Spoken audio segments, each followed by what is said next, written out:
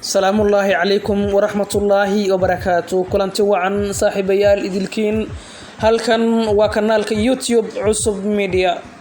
saaxiibayaal, maanta waxaanu idinla wadaagaynaa laba ka mid ah haweenka oo ay tahay inaad iska ilaaliso haddii aad guur ka doonayso. waxaa jira qaar ka mid ah haweenka oo ku habboon guur, sidoo kale halka ay jiraan kuwa aan ku habboonayn. laba nooc oo haweenka ka mid ah oo la iska ilaaliyo haddii aad doonayso jacayl dhala guur. haweeneyda ugu horeysa waa tan dhaqaale doonka. haweeneyda dhaqaale doonka ah waa midda mar waliba ka dalbata waxyaabaha qaaliga ah si joogto ah.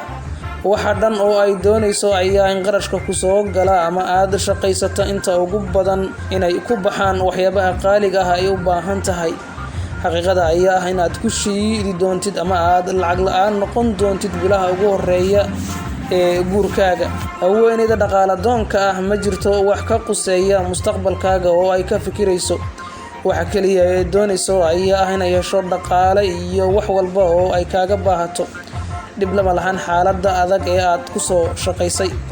tan labaad ayaa ah haweeneyda wareega badan. haweenka waxgaradka ah waa kuwo jooga guryahooda oo hawshooda qabsada inta ay aadi lahaayeen xaafad kasta, sida ay sameeyaan gabdho badan oo maanta jira, kuwaas oo ku ammaanan. haddii aad doonaysid gabar aad mustaqbal ka rabto, fadlan iska ilaali haweeney hadba wareegta xaafad iyo waxyaabaha malayacniga ah, sababtoo ah waxa ay dayacaysaa naftaada, caruurtaada, gurigaaga. haweeney wareeg badan ma jirto meel ay ku wanaagsan tahay, mana gasho mustaqbal.